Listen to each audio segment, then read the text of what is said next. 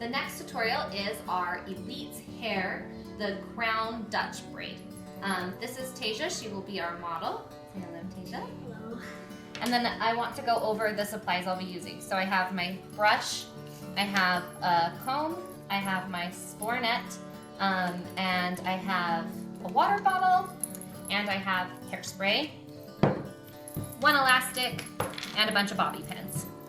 So the first thing that I did is I parted her hair all the way down the middle from front to back, and I split her hair into 2 sections. I also have wetted her hair down, and I'll continue to wet it down as I'm doing it to make sure that it's all going to be slicked back and I'm not going to have flyaways. Okay, Tasha, you can turn around. So I'm going to start on, let's all start on their left side of the head. And you take a section, and Dutch braiding is exactly like French braiding, except for instead of going over the top, you go under the bottom. So I start into 3 sections, and I go under and under. Pick up a section,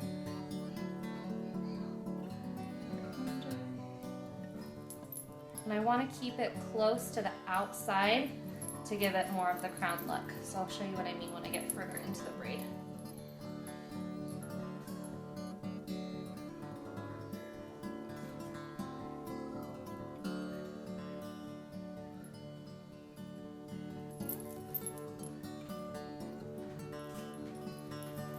And I'm going to spray as I go so that I can slick back the pieces that I need to.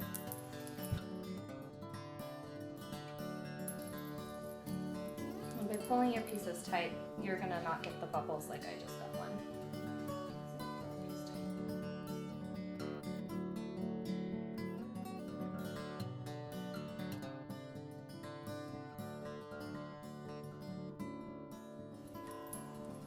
Okay, so turn. Nope, the way, sorry.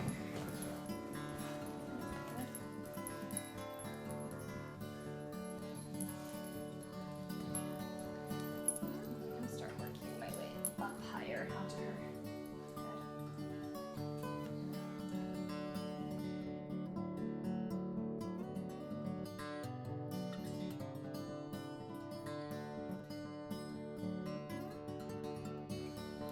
Okay, I'm gonna move up to the front. So what I do here is I comb her hair down because I'm coming into this next section, and I'm getting into the next split. So I just bring that piece forward so that it starts to blend the part. Okay, the last piece over here. 1, 2, 3.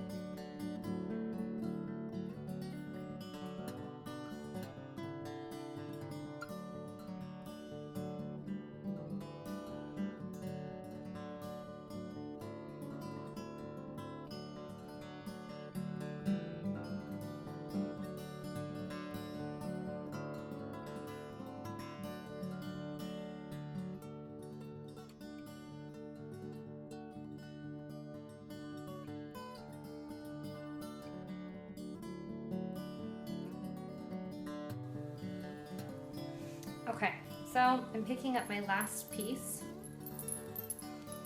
and then I just go from there. And I've tried to keep this shape going around even though I'm picking up my piece.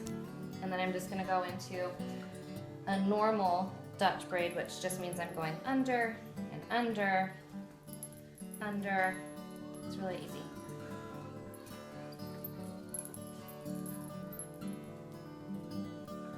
Go as close to the end of her hair as possible.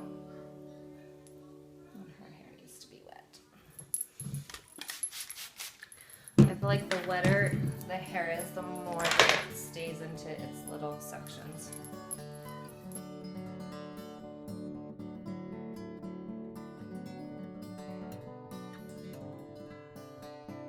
So I took the braid down as far as I could go in the braid.